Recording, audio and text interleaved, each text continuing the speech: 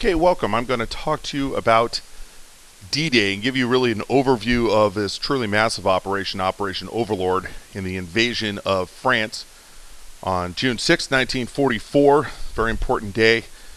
We finally were able to open up a second front in Europe. The Russians desperately needed that.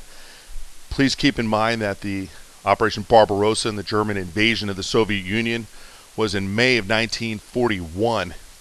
So from the rest of 41, all of 42, all of 43, and half of 44, the Russians and the Germans are fighting daily, killing each other daily, and really grinding themselves down. Finally, June 6, 1944, the Americans and British and Canadians, allies, had enough people and equipment ready to invade.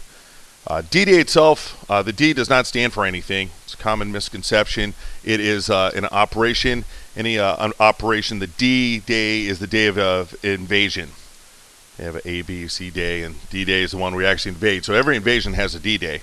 But for a proper noun, if it's the D-Day, we're talking about the June 6th assault on Normandy. Here's the plan. They are attacking the Normandy Peninsula right here. We had Operation Fortitude, which led the Nazis to believe that we would attack up here in Calais. We had a bunch of a fake army up here, extensive deception. You can look it up. It's very interesting. We don't really have the time to get into it, but it's Operation Fortitude. So the Nazis, the best Nazi troops, the Waffen-SS, were up here. They had Normandy defended, but it wasn't defended with the best troops. And if you look, all of southern England is filled with U.S.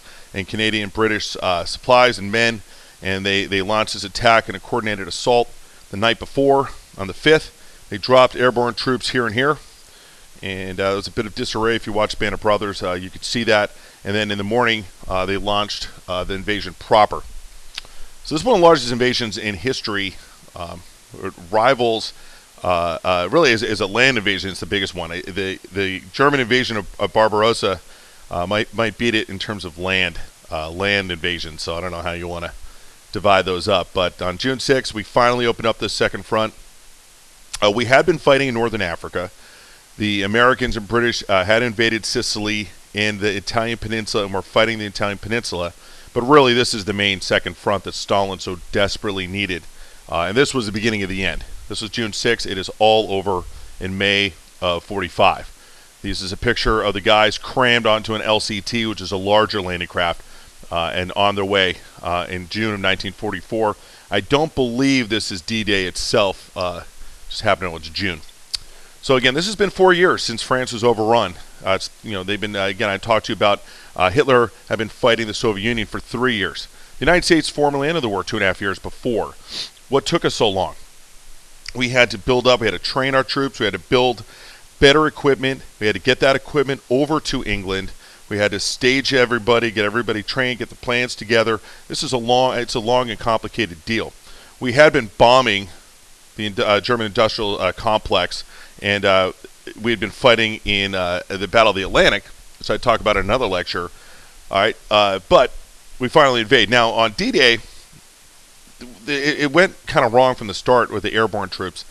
Tough weather and heavy anti-aircraft fire. These circles here, this is where they were supposed to land.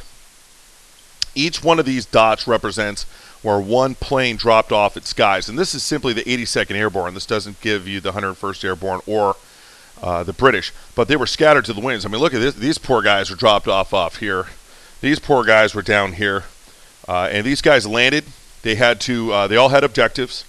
All these guys were trained with maps, but they had to land in the middle of the night, find out where the heck they were, where's their objective. They needed to get over there and then start fighting. Meanwhile, this is Utah. The landings were coming in a couple hours. It was difficult.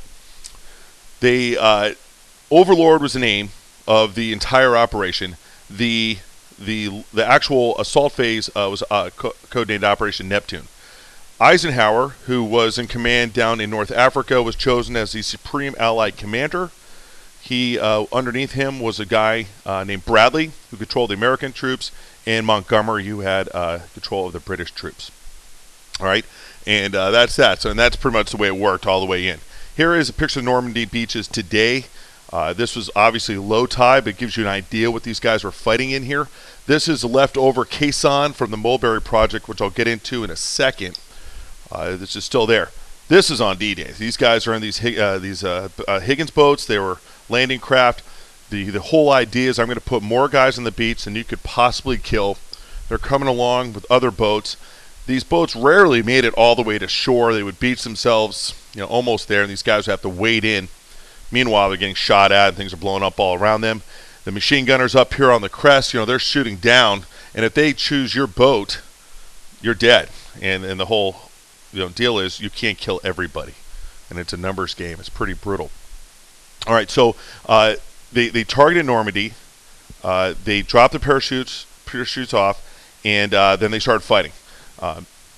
We had many divisions involved. There's Utah, Omaha, Gold, Juno, and Sword are the beach names. I mean, you should know those, okay? Those are on at least my test. All right, Utah, Omaha were the ones the Americans landed at. Gold, Juno, and Sword was where the British and Canadians landed at. Here they are. Omaha was where most of the hard fighting was. If you saw Saving Private Ryan, that was Omaha Beach. Gold, Juno, and Sword here are on the eastern side. Here's the scale. So that's 30 miles. So, you're looking at about 70, 75 miles spread out. It's a big area. And the 101st Airborne was here. And if you saw Band of Brothers, the Sam Ercles, this is where the guy landed, and then they had to walk up, and they eventually took Carentown in the third episode, if you see that. So, here's the battle maps. These are hard to read sometimes, but blue are good, red are bad. If you, hopefully you're for the Allies here. This is the first day. You can see right here, this is just what they had. This little beachhead right here. By June 6th, this is the red line. By June 6th, this is the Allies had. The Germans are coming. Once they realized that Normandy was the target, they came in force, and the whole battle for the Normandy Peninsula went on all of June 1944. So the Germans counterattacked, and it really wasn't until the end of July that we had amassed enough people and equipment that we could break out from the Normandy perimeter and go. And that was the beginning of the end. From that point on, it was pretty downhill for the Germans until their last hurrah, which is the Battle of the Ardennes Forest or the Battle of the Bulge. Pictures of landings. You just get an idea for the amount of equipment involved after D-Day. Obviously, this fighting was over, and we just continued to pour men and supplies in. Looking at just how big the undertaking this was. 1,200 transport planes, 2,500 gliders, 10,000 aircraft. Navy, they had 138 ships bombarding the shore, destroyers protecting, minesweepers, 500 light craft. You had 4,000 landing ships of various sizes. It's a massive, massive undertaking. We landed 156,000 troops on D-Day, which is amazing.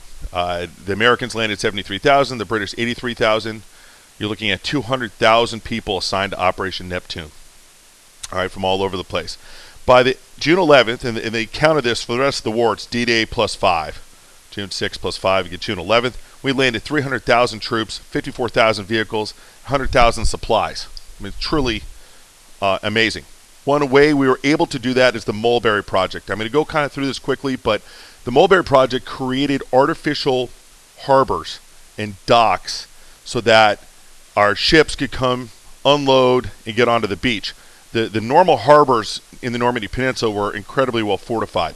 So we came up with this idea, we'll build our own harbors here. They're floating harbors. They created breakwaters with old ships and those big, gigantic concrete caissons that you saw in the one picture. They put the piers in here with floating roadways. You'll see a picture of what these look like. They drove these into the ground. And the deck here floats at high tide, down here at low tide, a floating roadway, and they would just tie up to the deck, to the dock, and drive off. Here's how big these things were. So these things here would be driven into the ground, and this whole thing floats. So the ship would tie up to the side, unload onto this platform, and then drive down a floating roadway to the beach from there. And that's really how, I mean, that was key to allowing us to pour all those supplies in. Another operation, Pluto, stood for Pipeline Under the Ocean, was an undertaking that started in August. So it was a couple months after D-Day. They had eventually 11 pipelines going under the channel from England to France. And by April, 3,100 tons of gas were being delivered daily. These are mechanized, and it really became a war of gas. These guys are casualties, a lot of facial wounds because they were on the ground and had things explode or get hit in the face. It's hard to figure out who exactly died simply on D-Day because everyone was still fighting. They weren't taking numbers. Before that, we lost a bunch of guys. We have estimates on the losses. We lost 6,600 guys. You're looking at the British about 1,000 on gold and sword. We have about 1,400 dead on D-Day, 3,000 wounded. I mean, 2,000 missing. So, I mean, what happened? Some of those guys were found. Some of those guys were airborne guys. Some of them died. It's hard to know. Hard to know. All right. But again, you know, people were fighting. These are gliders. The gliders were death traps. They would fly in here, hit a hedgerow, flip over, and kill everybody. The real thing here is the battle for the peninsula, which went on for about 8 weeks. That had 400,000 casualties total. In the United Allies, you had 37,000 dead. Another 16,000 died in the Air Force. Germans lost 200,000. So that's where really most of the casualties came from, was the battle for the peninsula after D-Day. And there's still many cemeteries over there. And again, people fail to realize a lot of 15 to 20,000 French civilians gave up their life. You know, they're fighting in their home. So again, here it is. It's a very significant event in U.S. history. I went through it very quickly, but there are a ton of resources available for you online if you're interested.